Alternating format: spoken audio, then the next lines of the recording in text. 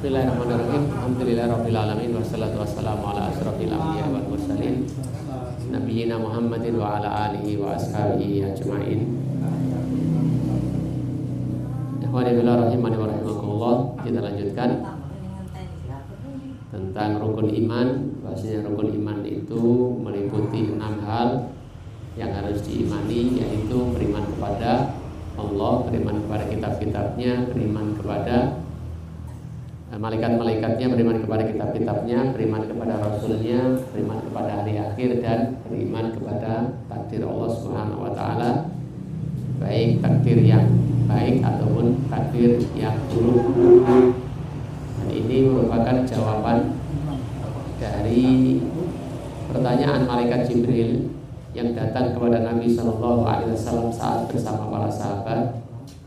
Dia datang dalam wujud manusia dengan pakaian yang bersih dan tidak ada tanda-tanda seperti orang jauh yang sedang bepergian.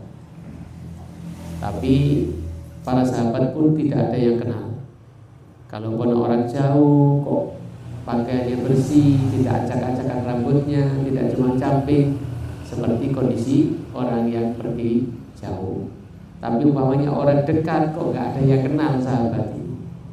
Kemudian malaikat ini mendekat kepada Nabi SAW, menempelkan lututnya dengan lutut Nabi dan bertanya kepada Nabi beberapa hal, diantaranya tentang Islam, ya, tentang iman, tentang ihsan, hari kiamat. Ya.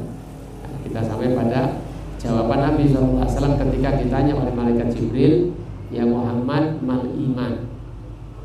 Setelah bertanya tentang Islam, dijawab Nabi dan malaikat ini mengatakan, sodaqta, kamu benar Muhammad.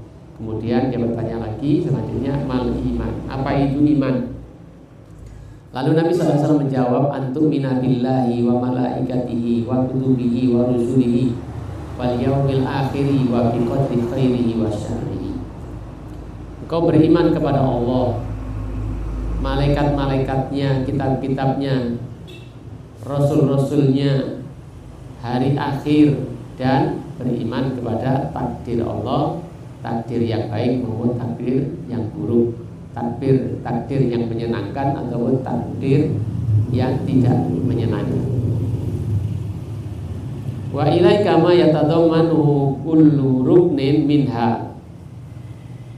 Dan tentang kandungan dari setiap rukun-rukun itu, diantaranya adalah al-imanu billah, yatadammanu arba'atu umurin. Yang pertama adalah beriman kepada Allah, dan itu mengandung 4 perkara. Jadi beriman kepada Allah itu mengandung 4 perkara. Yang pertama adalah al-imanu biwujudillah, mengimani akan adanya Allah Subhanahu wa taala. Jadi beriman kepada Allah itu berarti mengimani, percaya, yakin bahwasanya Allah Subhanahu wa taala itu ada. Ya, Allah Subhanahu wa taala itu wujud, ada. Dan yang kedua adalah mengimani rububiyah Allah Subhanahu wa taala. Mengimani tentang perbuatan Allah Subhanahu wa taala. Selain Allah itu kita yakini, ya. Kita percaya bahwasanya Allah itu ada, Allah itu juga berbuat. Seperti mencipta. Bahwasanya alam ini yang menciptakan Allah Subhanahu wa taala. Kita imani ini perbuatan Allah Subhanahu wa taala, bukan perbuatan selainnya. Yang menurunkan hujan, yang menumbuh-numbuhkan tumbuh-tumbuhan, yang menghidupkan, yang mematikan, gitu. Yang mengatur alam ini, yang memiliki alam ini. Kita percaya dan yakin itu adalah perbuatan Allah Subhanahu wa taala. Yang mengatur alam ini, Allah Maha mengatur. Sampai sedetil-detilnya, sekecil-kecilnya Allah atur. Hingga tidak ada daun yang jatuh di malam hari di hutan belantara kecuali Allah tahu berapa jumlah daun-daun di hutan itu yang jatuh dan kemana jatuhnya itu. Allah tak tahu karena Dia yang mengaturnya. Demikian pula makhluk-makhluk yang lainnya yang lebih besar dari itu.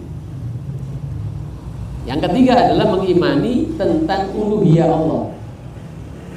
Bahwasanya Allah lah satu-satunya yang wajib disembah. Jadi kita mengisahkan perbuatan kita kepada Allah. Kalau rububiyah itu kita mengisahkan Allah pada perbuatannya. Bahwasanya Allah itu satu-satunya, ya tidak ada yang lain yang menciptakan alam ini, yang menghidupkan, mematikan, berikan rezeki dan lain sebagainya. Dan rububiyah Allah, mengimani rububiyah Allah berarti kita hanya beribadah kepada Allah Subhanahu wa taala, tidak beribadah kepada yang lainnya, mengesahkan perbuatan kita kepada Allah.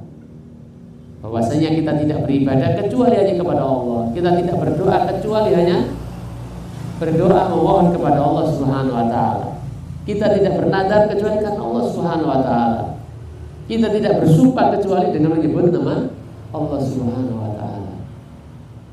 Kita tidak Allah Subhanahu wa taala pada perbuatan kita. Ya, pada perbuatan kita, pada ibadah kita hanya kepada Allah Subhanahu wa taala. Ini namanya mengimani dengan keuluhian Allah, bahwasanya Allah itu satu-satunya Tuhan yang kita sembah.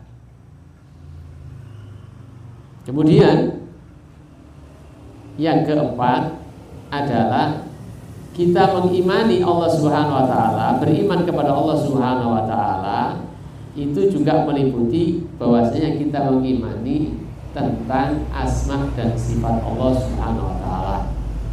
Bahwasanya Allah itu mempunyai nama-nama dan sifat-sifat yang baik, yang indah, yang tidak sama dengan makhluknya. Kalau makhluknya itu kadang-kadang namanya dengan sifatnya berbeda. Ada orang yang namanya sabar, sifatnya gak sabaran, manusia. Ada yang namanya muslim tapi kafir, musyrik, itu manusia. Tapi Allah Subhanahu wa taala Maha sempurna tentang nama dan sifatnya ini.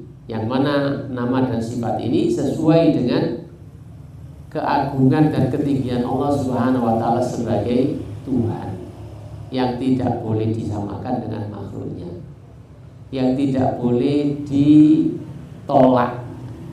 Nama dan sifat itu tidak boleh ditolak karena Allah Subhanahu wa taala menyebutkan sendiri dalam Al-Qur'an ataupun Rasulullah SAW menyebutkan dalam hadis-hadisnya. Tidak boleh dipalingkan maknanya, ya sesuai dengan makna nama hakikat. Kamu makna dari hakikat itu sendiri. Kalau Allah turun, ya Allah turun. Namun tidak boleh diserupakan, tidak boleh ditolak, tidak boleh juga ditanyakan bagaimana turunnya, tidak boleh dibayangkan, gak bisa bagaimana turunnya, bagaimana sifat-sifat yang lain, demikian pula. Ya. Jadi ini kandungan kita beriman kepada Allah Subhanahu wa taala. Seringkali kita beriman kepada Allah Subhanahu wa taala, dan beriman kepada Allah Subhanahu wa taala iku piye? Yes, pokoknya percaya be Allah. Nah, percaya be Allah, yakin be Allah itu meliputi ini, 4 hal ini. Meliputi bahwa Allah itu kita percayai, kita imani, kita yakini. Allah itu ada, bukan sesuatu yang tidak ada. Allah itu ada. Tidak seperti keyakinan orang-orang ateis, Tuhan itu tidak ada. Allah itu ada. Buktinya apa? Buktinya adalah alam semesta ini. Ini adalah bukti akan keberadaan yang penciptanya. Tidak mungkin alam ini jadi dengan sendirinya.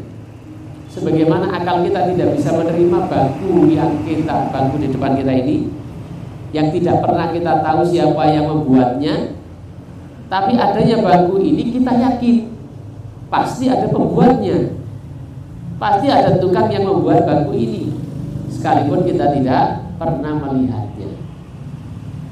Otak kita tidak akan bisa terima kalau dikatakan bangku ini jadi dengan sendirinya, sampai sedetil ini pada pakunya ada ini, ya, ada pelinturannya jadi dengan sendirinya. Otak kita tidak bisa menerima, gak masuk akal. pasti ada pembuatnya walaupun kita tidak pernah melihatnya. Maka demikian pula yang lebih besar dari ini, tentang diri kita, bagaimana detailnya organ-organ yang ada dalam tubuh kita ini bekerja. Kalau kita belajar tentang biologi, fungsi hati, fungsi liver, ya, fungsi jantung, ginjal, semuanya masya Allah detail sekali. Tentang peredaran darah, tentang pembuluh darah yang panjangnya sekian kilometer dan sebagainya. Nggak mungkin itu jadi dengan sendirinya. Sedetail itu nggak mungkin jadi dengan sendirinya. Pasti ada sengaja yang membuatnya, dan yang membuatnya itu adalah Allah Subhanahu wa Ta'ala. Ini adalah ayat-ayat kauniyah. Adapun ayat kauniyah jelas, Allahu Rabbus samawati wal ardh. Allah itu pencipta langit dan bumi. Ya. Wallahu akhrajakum min butuni ummahatikum la ta'lamuna syai'a wa ja'ala bainakum sam'a wal absar wal af'idah la'allakum tashkurun. Allah yang menjadikan kamu pendengaran, penglihatan, hati agar kalian bersyukur kepada Allah Subhanahu wa taala. Dan ayat-ayat yang lain yang menunjukkan bahwasanya Allah itu yang menciptakan alam raya ini atau makhluk yang kita lihat ataupun yang tidak kita lihat. Ya. Dan itu kita nyatakan dengan setiap sholat kita, alhamdulillahirabbil alamin. Segala puji bagi Allah Subhanahu wa taala, Rabbnya semesta alam. Maknanya adalah yang menciptakan alam ini. Selain Allah adalah alam. Selain Allah adalah alam. Segala puji bagi Allah, Rabb semesta alam, Tuhan semesta alam yang menciptakan, yang mengatur, yang memiliki alam ini, alam raya ini. Ar-Rahmanir Rahim adalah nama dari Allah, nama dari sifat Allah, Ar-Rahman Ar-Rahim. Maliki Yaumiddin yang menguasai hari pembalasan. Allah Subhanahu wa Allah. Lalu uluhiyahnya iyyaka na'budu wa iyyaka nasta'in. Hanya kepadamu ya Allah aku menyembah, dan hanya kepadamu ya Allah aku memohon pertolongan. Jadi hanya kepada Allah lah kita beribadah kepadanya. Dimana telah kita persaksikan tidak ada sesembahan yang hak disembah kecuali Allah dengan ucapan syahadat kita, asyhadu an la ilaha illallah. Aku bersaksi bahwasanya tidak ada ilah, tidak ada al-ma'bud yang disembah illallah kecuali Allah. Sehingga kita tidak menyembah, mengagungkan, mencintai dengan sepenuh kecintaan, memberikan penyandaran dengan genap penyandaran, bertawakal kecuali hanya kepada Allah Subhanahu wa taala. Inilah kandungan dari kita kita mengimani bahwasanya kita beriman kepada Allah Subhanahu wa taala.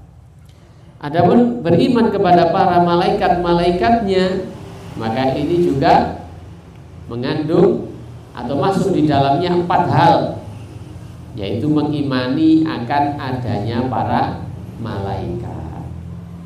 Bahwasanya Allah Subhanahu wa taala menciptakan yang namanya malaikat. Kita imani apa yang disebut nama-namanya oleh Allah Subhanahu wa taala dengan pekerjaannya, yang tugas-tugasnya kita imani. Ya, jumlah malaikat banyak sekali disebutkan oleh Nabi sallallahu alaihi wasallam, dan kita mengimani apa yang telah disebutkan di dalam Al-Qur'an dan Sunnah.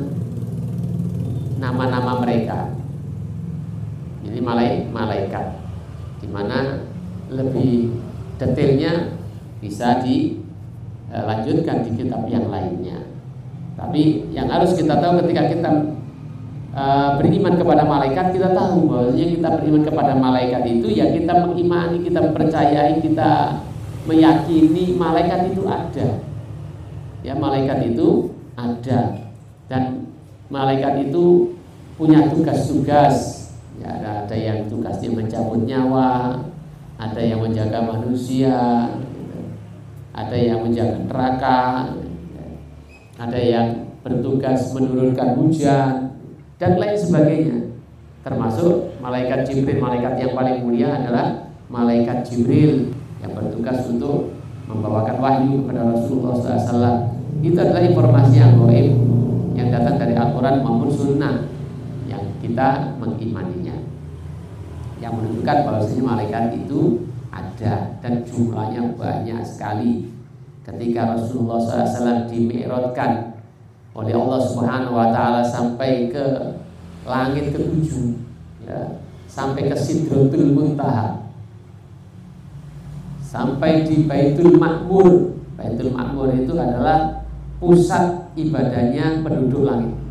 Kalau di garis lurus itu Ka'bah ke atas, lurus itu Baitul Ma'mur, di mana sebagaimana di bumi Baitullah, Ka'bah, ya, Baitullah yang ada Ka'bahnya itu menjadi pusat ibadahnya penduduk bumi. Maka Baitul Ma'mur itu adalah pusat ibadahnya penduduk langit. Rasulullah SAW menceritakan setiap harinya 70.000 malaikat masuk ke Baitul Ma'mur beribadah kepada Allah Subhanahu wa Ta'ala dan tidak pernah kembali, masuk lagi setiap harinya. Itu jumlah ini, nah, banyak sekali. Jadi kita mengimani secara global tentang malaikat ini, jumlahnya mereka tidak kita ketahui kecuali Allah Subhanahu wa Ta'ala. Kita juga mengimani secara terperinci nama-nama malaikat yang disebutkan dalam Al-Quran maupun dalam Sunnah dengan tugas-tugas mereka secara rinci. Kemudian beriman kepada malaikat itu berarti juga kita mengimani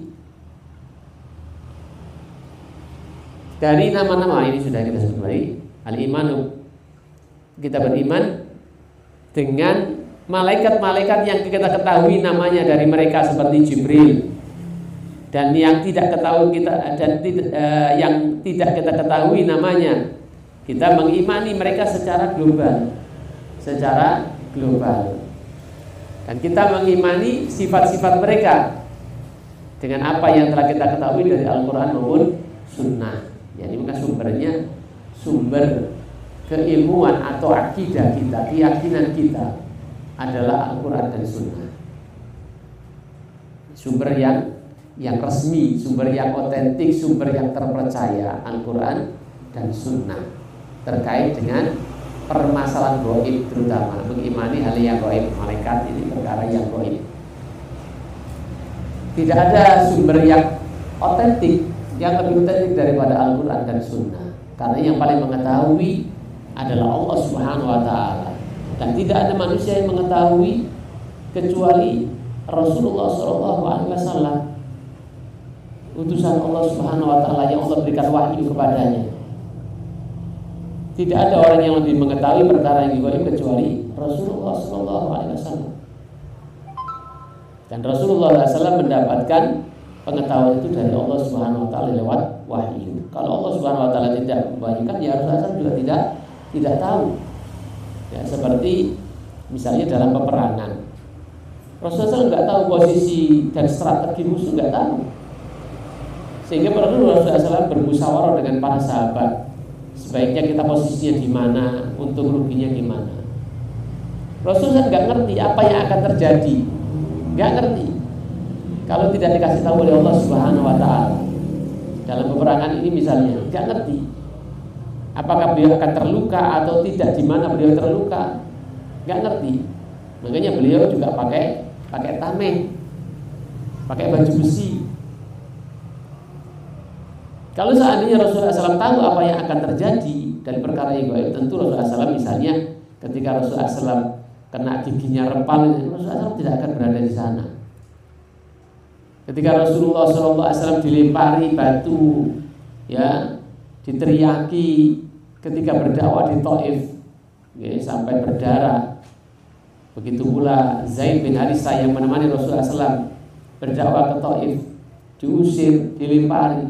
Kalau seandainya Rasulullah SAW tahu kejadian yang akan terjadi, pasti beliau tidak akan datang ke Taif. Jadi Rasulullah SAW itu tahu dari wahyu dari Allah Subhanahu wa taala. Dan beliau layak untuk mendapatkan pengetahuan. Dan kita tidak layak. Kalaupun layak, ya lebih layak kan Rasulullah Shallallahu Alaihi Wasallam.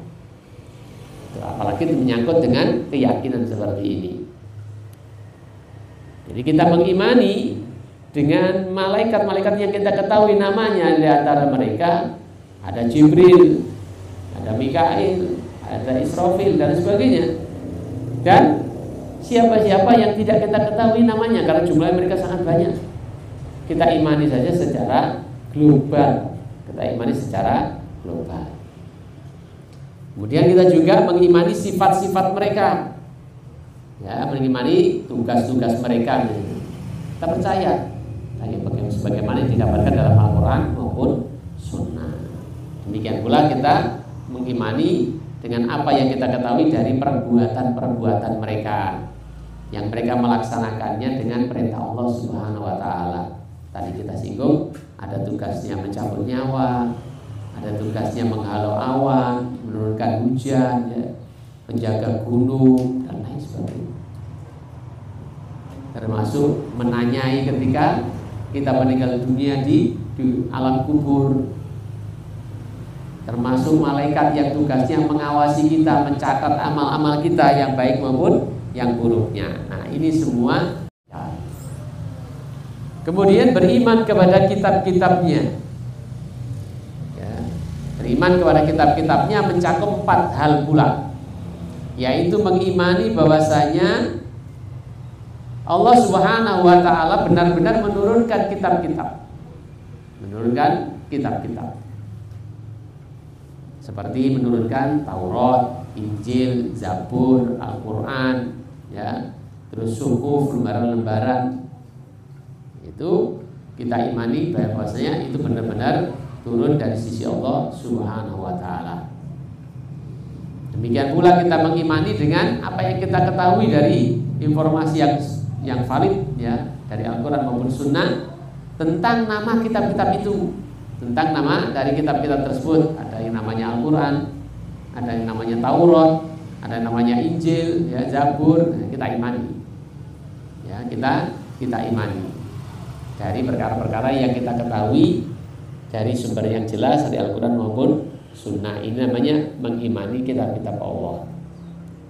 Kemudian membenarkan yang benar, yang sahih dari kabar-kabar, seperti kabar Al-Quran dan kabar dari apa yang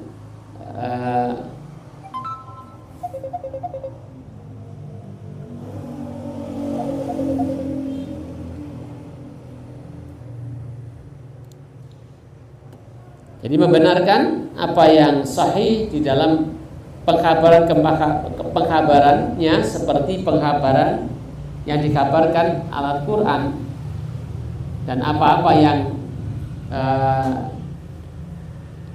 dirubah dari kitab-kitab sebelumnya, dari perkara-perkara yang telah sahih penukilannya darinya dari dalam syariat agama kita. Artinya memang benar Allah menurunkan kitab-kitab seperti Taurat, Injil, Zabur dan sebagainya. Tetapi kitab-kitab itu sekarang ini tidak berlaku dengan adanya Al-Quran. Al-Quran telah menyempurnakan kitab-kitab itu, telah menghapus hukum-hukum, telah menetapkan hukum-hukum, sehingga yang berlaku, yang wajib diimani untuk diikuti adalah Al-Quran. Ya, adalah Al-Quran. Adapun kitab-kitab yang lain kita percayai, ya, kita percayai bahwa itu turun dari Allah Subhanahu wa taala, kita imani. Tetapi untuk mengikutinya, maka sekarang itu yang berlaku hanya Al-Quran. Apalagi kitab-kitab sebelumnya tidak ada jaminan keaslian dari kitab-kitab itu. Dan itu sudah terbukti tentang perubahan-perubahan yang terjadi. Selain perubahan bahasanya dari bahasa Ibrani, ya, ke bahasa-bahasa negara-negara yang ada, juga isinya juga sudah banyak perubahan. Contohnya banyak diulas oleh para kristolog atau mantan-mantan orang-orang yang murtad dari agama-agama selain Islam dan masuk ke dalam Islam. Ya, mereka banyak mengungkapkan tentang perubahan-perubahan di dalam kitab-kitab itu. Selain itu juga yang ada seperti Injil bukan Injil Allah, tetapi yang ada adalah Injil Matius, Injil Lukas, ya, Injil Yohanes. Terus apa lagi, Bos Sudah? Barnabas itu tidak diakui. Jadi waktu itu Injil itu banyak sekali. Injil itu banyak sekali.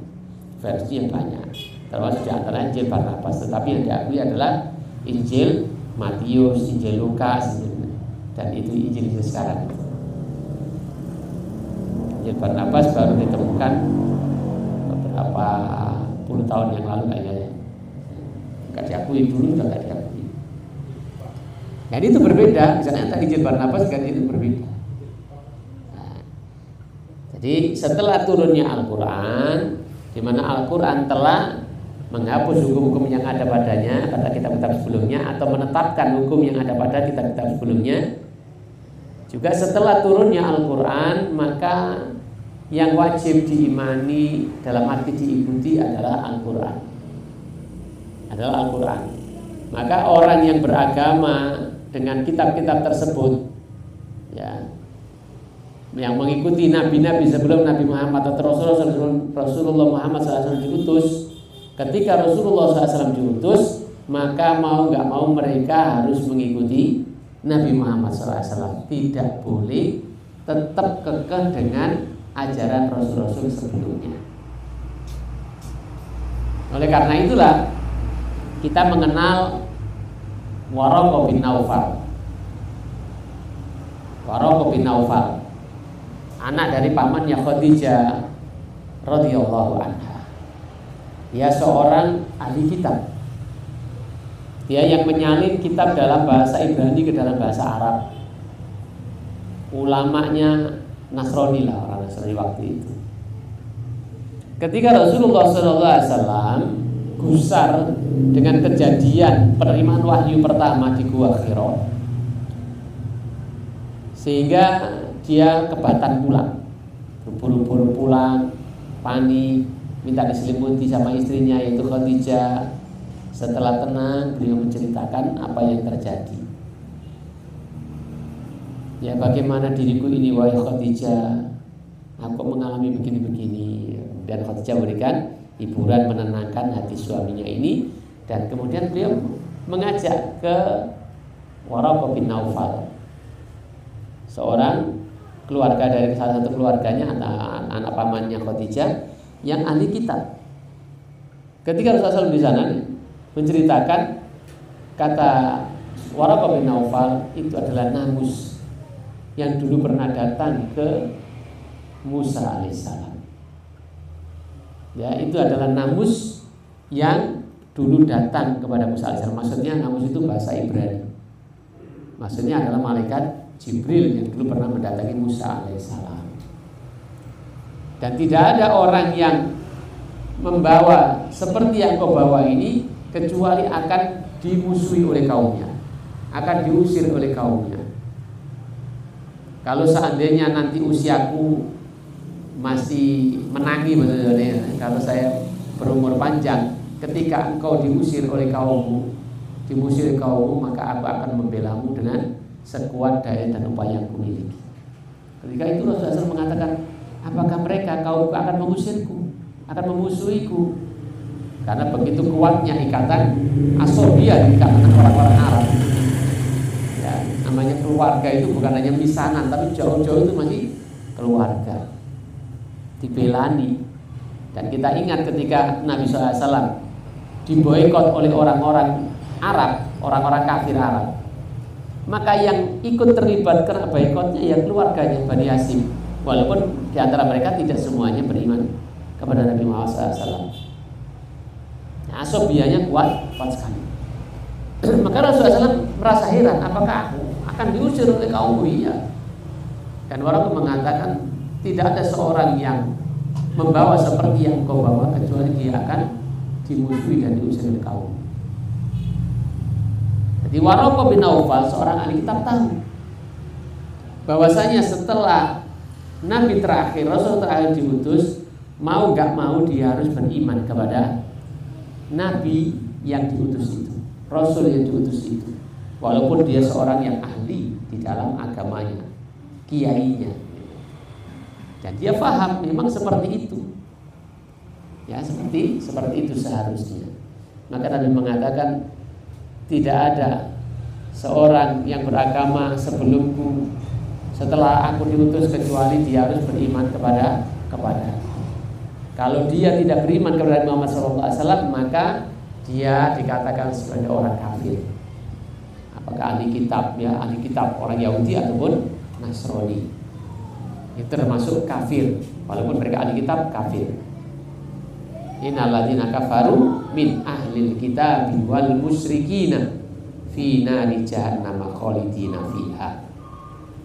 Sesungguhnya orang-orang kafir. Siapa orang-orang kafir itu?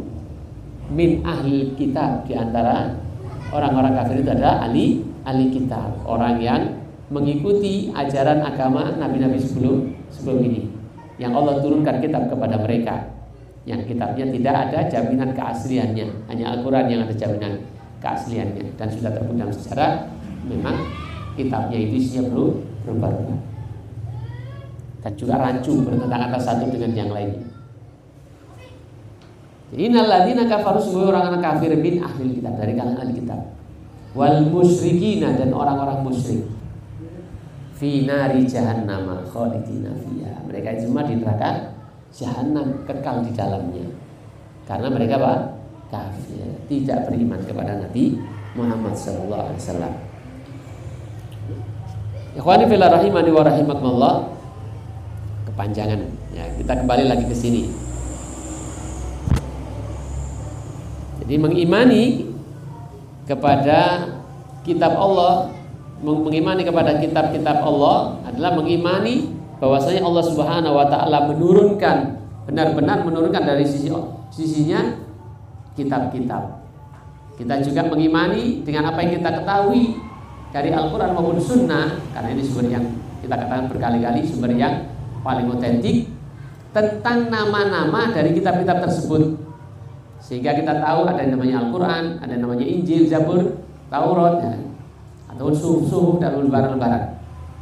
Kemudian membenarkan apa yang telah benar dari kabar-kabar, seperti kabar-kabar yang ada di dalam Al-Quran, dan apa-apa yang belum diganti atau yang sudah dipalingkan dari kitab sebelumnya, dengan hal-hal yang telah sahih penukilannya darinya dalam syariat kita. Kemudian yang beriman kepada kitab itu adalah beramal dengan hukum-hukum yang tidak dimansuh darinya, tidak dihapus hukumnya darinya. Jadi ada yang dihapus, ada yang tidak dihapus, berarti ditetapkan. Seperti syariat sa'i, itu kan dari Nabi Ibrahim. Sholat itu ada sholat, puasa itu juga ada puasa, orang-orang sebelum dulu juga puasa, ditetapkan puasa. Hanya saja mungkin prakteknya berbeda. Yang prakteknya berbeda, syariatnya berbeda, tapi perintah puasa ada pada mereka. Dan itu telah jelas di dalam firman Allah Subhanahu wa taala, ya ayyuhalladzina amanu kutiba alaikumusiyam kama kutiba alal ladzina min qablikum la'allakum tattaqun. Wahai orang-orang yang beriman, telah diwajibkan kepada kalian berpuasa sebagaimana telah diwajibkan kepada orang-orang sebelum kalian. Jadi orang-orang sebelum kita, sebelum ajaran Nabi Muhammad SAW, di mana Allah mengutus para nabi-nabi dan rasul-rasul sebelum beliau, itu juga ada syariat berpuasa. Ya, sebagaimana orang-orang sebelum kalian, agar kalian bertakwa. Ini syariat yang dulu ada dan kemudian tetap diadakan, ditetapkan akan hal itu.